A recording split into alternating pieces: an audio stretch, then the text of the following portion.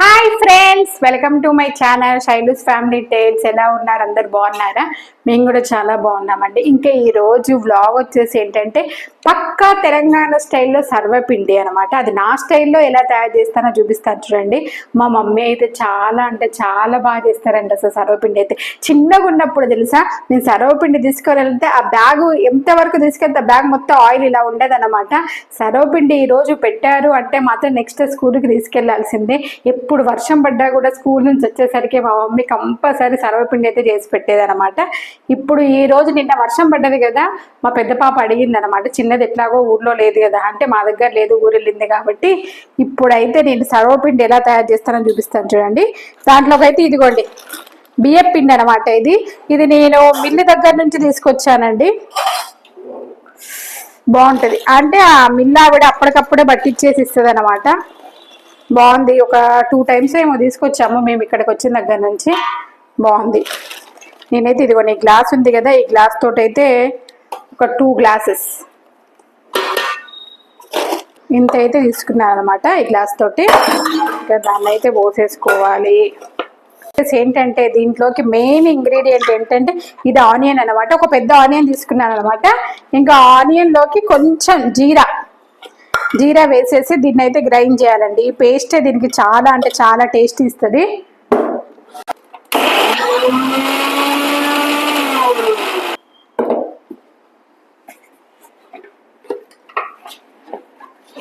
దీన్ని అయితే ఇలా పట్టుకోవాలన్నమాట. ఇలా గ్రైండ్ చేసుకోవాలి. కొంచెం కచ్చపిచ్చగా గ్రైండ్ చేసుకుంటే చాలా బాగుంటుంది. దీన్ని అయితే ఫస్ట్ ఇందులో వేసేసుకోండి. ఇక వర్షాలు పడుతున్నాయి అంటే, ఇప్పుడు ఇక స్కూల్ స్టార్ట్ అయిందంటే స్కూల్ నుంచి వచ్చేలోపు ఇక వారానికి ఒక్కసారి ఇదైతే చేయాల్సిందే అనమాట. ఇంకా నెక్స్ట్ వచ్చేసి ఏంటంటే ఇదిగోండి అల్లం వెల్లుల్లి పేస్ట్, కరివేపాకు, ఇంకా కొన్ని నువ్వులు, పెసరపప్పు అనమాట. కొంతమంది ఏంటి శనగపప్పు వేయించిన పల్లీలు కూడా వేసుకుంటారు, కానీ నేను అవేం వేయను అనమాట. ఓన్లీ పెసరపప్పే వేస్తాను, ఎందుకంటే ముందు నుంచి అదే అలవాటు. చాలా బాగుంటుంది. ఇప్పుడు ఇందులోకైతే దానికి సరిపడా అల్లం ఫ్రెష్ది కాబట్టి కొంచెం వేసుకున్నా సరిపోతుంది. ఇంకా నెక్స్ట్ వచ్చేసి ఏంటంటే ఇదిగో సన్నగా తరిగిన కరివేపాకు, కొంచెం పెసరపప్పు, కొంచెం కాదులేండి బాగానే పడుతుంది పెసరపప్పు.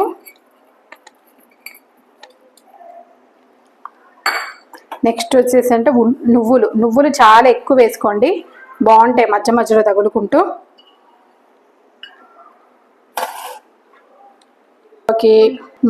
నెక్స్ట్ దీంట్లోకి కొంచెం పసుపు, కారం అన్నమాట. ఇందులో కారం మీరు ఎంత తింటో అంత వేసుకోండి, కానీ సర్వపిండిలో మాత్రం కొంచెం కారం ఎక్కువ ఉంటేనే బాగుంటుందండి. నేనైతే ఒక 2 స్పూన్లు వేస్తున్నాను. ఇంకా కారానికి సరిపడా ఉప్పు కూడా ఇందులో కరెక్ట్గా ఉండాలి. కరెక్ట్గా ఉంటే టేస్ట్ చాలా బాగుంటుంది.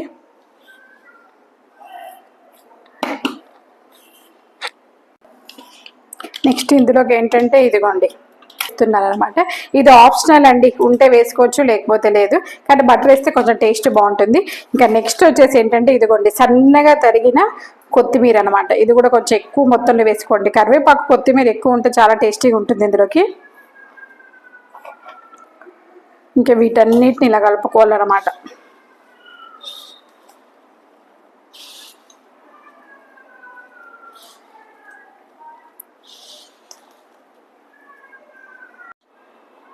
వాటర్ ఇరచలే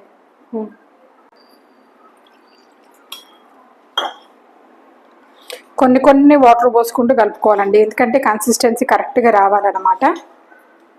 మరీ గట్టిగా ఉన్నా బాగోదు, అసలు లూజ్ అయితే అస్సలు అవ్వకూడదు. అందుకనే కొన్ని వాటర్ పోసుకుంటూ కలుపుకోండి. ఇదిగోండి ఈ కన్సిస్టెన్సీలో కలుపుకోవాలన్నమాట. ఇట్లా మనం గారెల పిండి కలుపుకుంటాం కదా, అట్లా కలుపుకోవాలి. నేనైతే ఒక 1/2 hour పక్కకు పెట్టేసాను. పక్కకు పెట్టేస్తే ఏంటంటే మంచిగా ఇందులో వేసిన పెసరపప్పు అవన్నీ ఉన్నాయి కదా, మంచిగా నానిపోయి ఉంటాయి అన్నమాట. వెంటనే పెడితే అంత టేస్ట్ రాదండి. కొంతసేపు అయితే పక్కకు పెట్టేసుకోండి. నేనైతే పక్కకు పెట్టేస్తున్నాను. ఇదిగోండి నేనైతే ఆల్మోస్ట్ ఒక 1 అవర్ అయితే పక్కకు పెట్టేశాను అనమాట. ఇంకా దీన్ని ఇప్పుడు పెట్టాలి. చూడండి ఎలా పెడతానో. నేనైతే కడాయి తీసుకున్నానండి. కడాయిలో చేసుకోవచ్చు, లేకపోతే గిన్నెలో చేసుకోవచ్చు. కొంతమంది ఏంటి ప్యాన్ మీద కూడా కాలుస్తారనమాట. ఒక్కొక్కటి ఒక్కొక్క టేస్ట్ ఉంటుంది.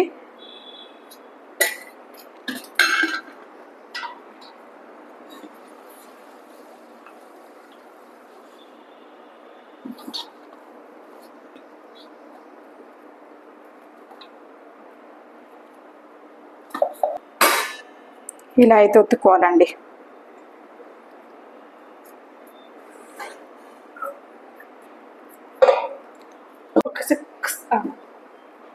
ఇదిగోండి పెట్టిన తర్వాత ఇలా రంధ్రాలు అయితే చేసుకోవాలన్నమాట. ఈ రంధ్రాలు చేసుకుంటే ఏంటంటే అది మంచి కుక్ అవుతుందండి. దీనికి సర్వపిండికి మాత్రం ఈ రంధ్రాలు అనేది కంపల్సరీ.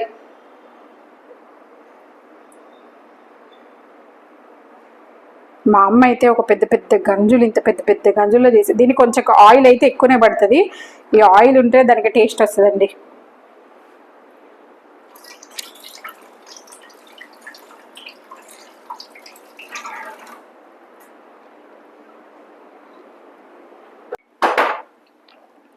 మెయిన్ ఇప్పుడు కాల్చడమే పెద్ద టాస్క్ అనమాట. ఎందుకంటే మధ్యలో అది సిమ్లో పెట్టుకోవాలి. హైలో పెట్టామనుకోండి మొత్తం మాడిపోతుంది. ఇంకా మధ్యలో కాల్చిన తర్వాత నెక్స్ట్ ఇలా రొటేట్ చేసుకుంటూ మొత్తం తిప్పుకుంటూ కాల్చాలన్నమాట. ఓకేనా?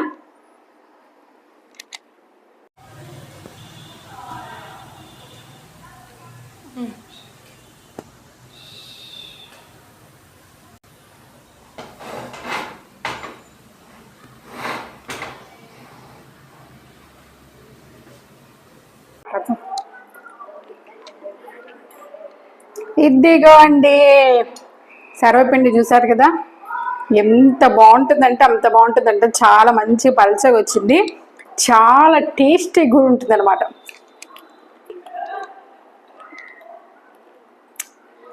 సూపర్, యమ్మీ, చాలా బాగుంది.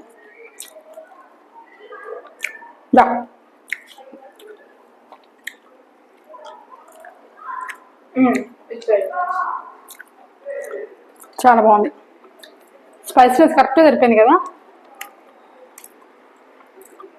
ఇదేనండి నేను చేసే, మా మమ్మీ చేసే తెలంగాణ స్టైల్ సర్వపిండి అనమాట. వీడియో నచ్చితే లైక్ చేయండి. అదేవిధంగా నా ఛానల్కి సబ్స్క్రైబ్ చేసుకోండి. ఇంకొక మంచి వీడియోతో మేము ముందుకు వస్తాను. ఓకేనా? Bye, take care friends.